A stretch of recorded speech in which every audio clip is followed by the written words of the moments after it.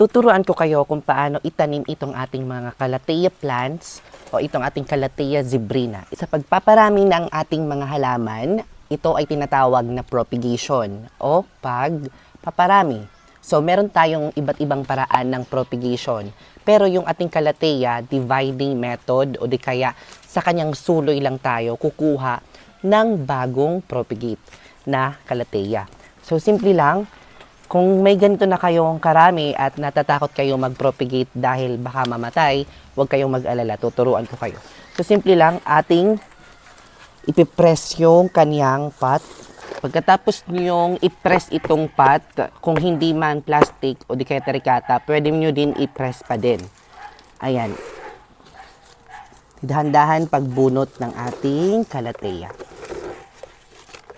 Hatiin natin sa 4.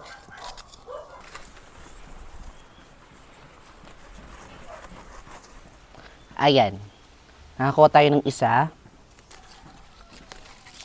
Ayan. Pangalawa.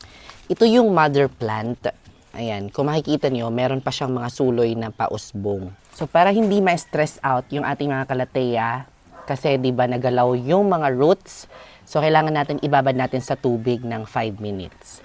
Para ma-hydrate yung ating mga Calathea. Ibabad nyo lang yung roots ng 5 minutes and then itanim nyo agad. Huwag nyong patagalin. Pagkatapos ng 5 minutes mga ka-jungle, itatanim natin ito sa panibagong pot nila.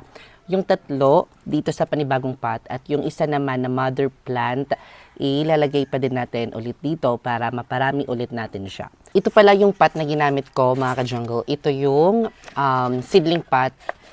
Pwede ito sa mga Calathea din. Kung gusto nyong bumili nito, nandito sa ating yellow basket o ilalagay ko sa comment section yung link kung saan na mabibili. So, itatanim na natin itong unang Calathea para hindi ma-stress yung ating mga Calathea. Ayan. First natin na natanim. Pangalawa natin na tanim. Ito ang pangatlong tanim. At ito yung pang-4 na tanim. So, tinanim lang natin ito dito sa ating panibagong pot. At ito yung mother plant, yung pang-4. Which is, yun yung paparamihin natin para sa susunod, meron na naman tayong panibagong mga halaman na mga Calathea. So, simple lang, di ba? Huwag kayong matakot mag-propagate. I-divide nyo lang. Huwag nyo lang i-cut yung nasa dulo ng ating mga Calathea. Kasi, sensitive yung ating mga Calathea. So, okay lang yan, nagdo-drop down sa umpisa, ilalagay natin yun sa bahay para hindi sila masikatan ng araw. And then mag-adjust na yan sila. Pwede natin diligan at isprehan yung tubig. Yan lamang po ang pagtatanim ng Calathea zebrina o ito yung pinakamagandang halaman sa mga Calathea plant.